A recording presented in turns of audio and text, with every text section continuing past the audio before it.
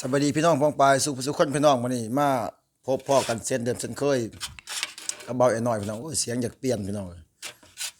ยังจากว่าลมหนาวอย่างพี่น้องมื้อนี้อยู่บ้านเด้อพี่น้องเด้อแกงซั่วมื้อนี้แกงซั่วกบซั่วเขียดพี่น้องนี่เห็นบ่เป็นโตเลยพี่น้องเอ้ยอ่ะโอ้มาพี่น้องมาตรวจจ้าบ่ได้กินดวนเลยพี่น้องเอ้ยสุดน้ำร่องเบิ่ง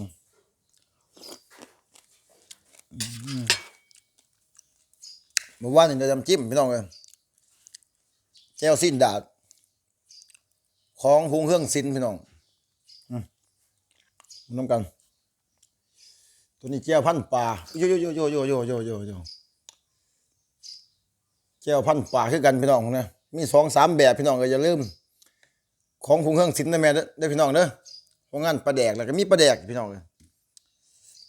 เดี๋ยวจะเอาให้พี่น้องเขาเบิ่งเนาะมาพี่น้องกินข้าวร่วมกันพี่น้องเอ้ยมันยังบ่ได้ไปไสมื้อนี้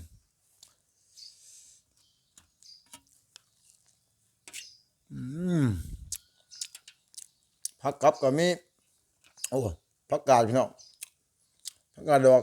อันนี้เขาลวก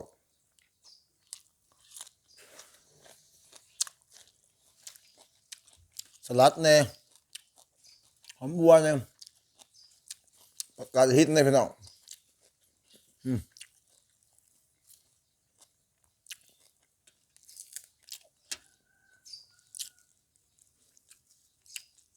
แซ่บๆพี่น้อง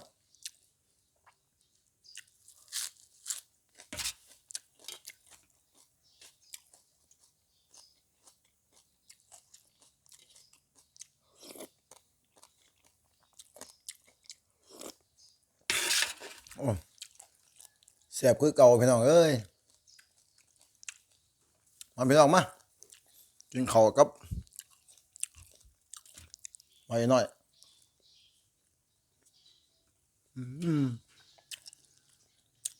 ปลาแดกแซ่บ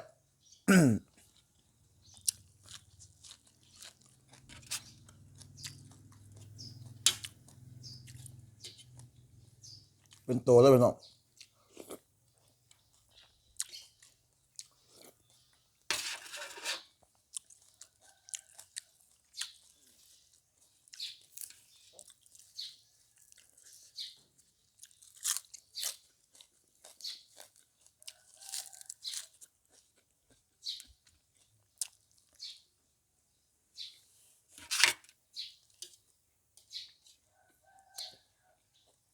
คือกบตื้อแขกบ้านพี่น้อง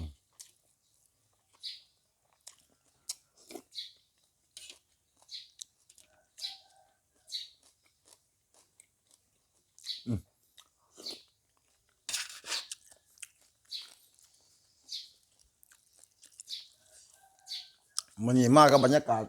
กระสอบเขาพี่น้องอยู่เพื่อนเขาหน้าปีพี่น้อง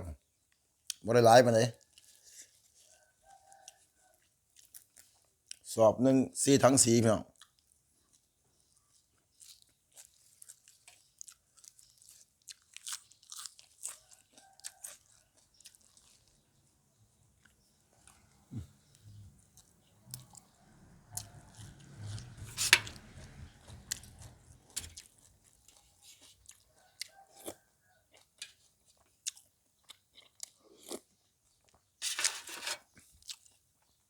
แซ่บคือเก่าพี่น้องเอ้ย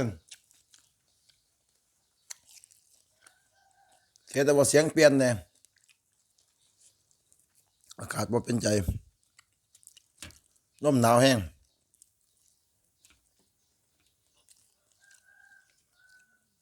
อากาศดอกก็มันหนึ่ง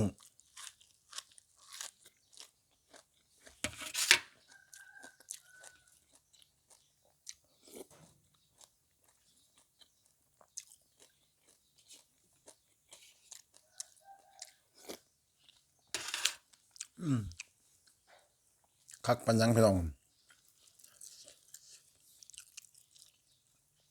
นะลืมเอื่นพี่น้องมาเลยพี่น้องเด้อแซ่บๆน้ำมันหน่อยมาดิ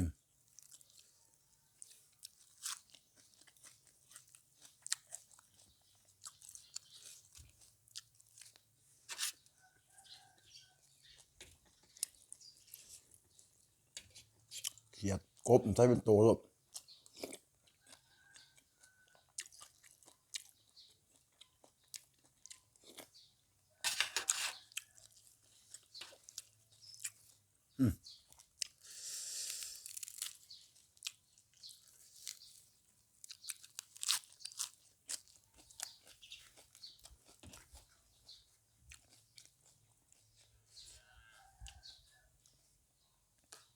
ครับเขา11พี่น้องเลยขาวๆอ่อนๆห่อนๆอุ่นจังหน่อย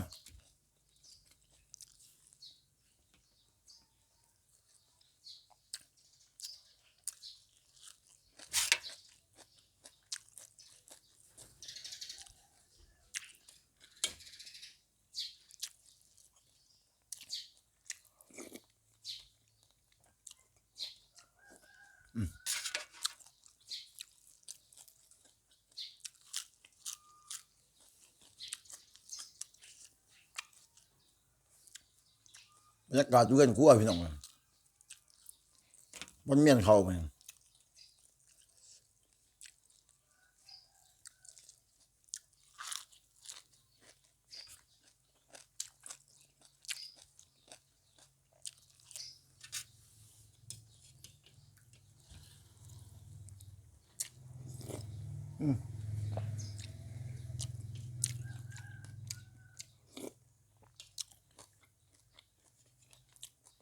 เต็มถ้วย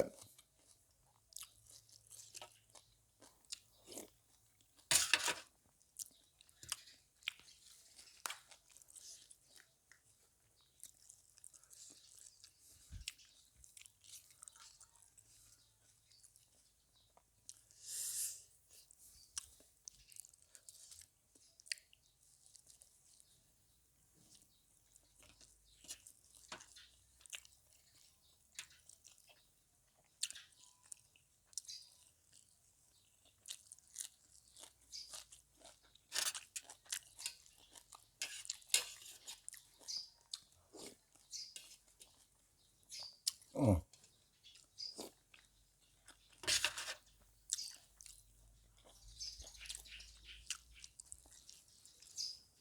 แซ่บคือเก่าเลือดกินดนพี่น้องเลยเขียดย่ำมันจากมันแน่เพันว่าเคยซื้อมาลองเบิ่ง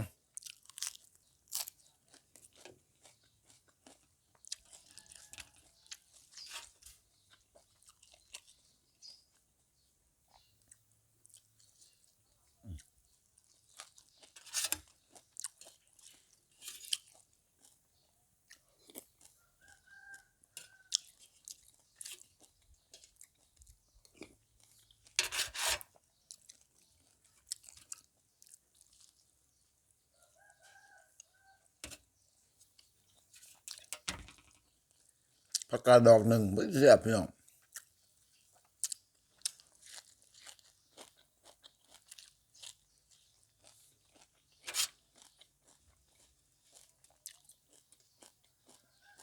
บื้มหอม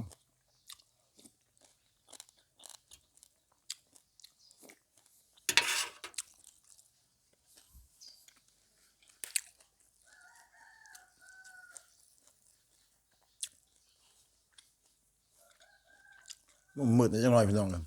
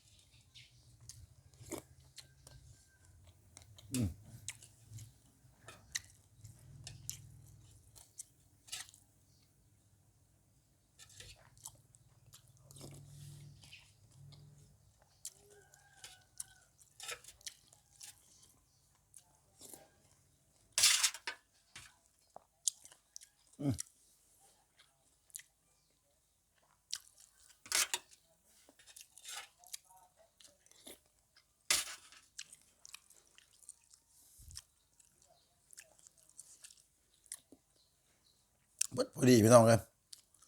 เหลือแต่ทิ้งไข่คาทิ้งพี่น้องเอาขอบใจพี่น้องแชร์กันติดตามรับชมพี่น้องเด้ออยู่ในซ่องบ่าวแอน้อยชาแนลพี่น้องก็อย่าลืมฝากกดติดตามกด Subscribe กดตื่นใจให้ได้พี่น้องเด้อโอ้อิ่มคักพี่น้องสำหรับคลิปนี้บ่าวอีร้อยขอกล่าวคำว่าสบายดีพี่น้อง